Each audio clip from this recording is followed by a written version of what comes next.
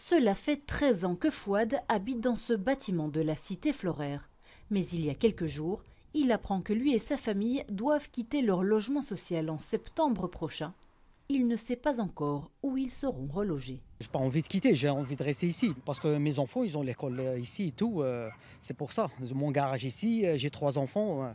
On ne sait pas. On va partir où? Ça, on ne sait pas. En cause, des travaux pour remettre aux normes les sorties de secours demandées par les pompiers pour les 4 bâtiments. Tous les logements, à partir du 8e étage, doivent être vidés. Un plan de relogement est en cours pour permettre la réalisation des travaux. Nous allons accompagner toutes les personnes relogées. Un dédommagement est prévu pour les ménages répondant à certaines conditions. En 2023 pourtant, les bâtiments avaient déjà subi des rénovations pour 14 millions d'euros.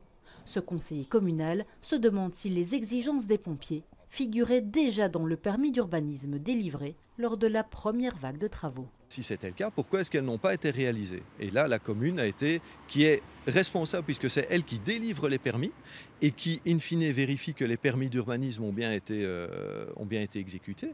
Ils ont été incapables de répondre à notre question. Des critiques que réfute formellement la commune de Gette. Les travaux qui ont eu lieu et qui ont été réceptionnés en 2023 étaient des autres travaux pour lesquels des nouveaux travaux vont être réalisés maintenant. Ce n'est pas une non-conformité à un permis d'urbanisme qui aurait été délivré, etc. Non, c'est tout à fait autre chose.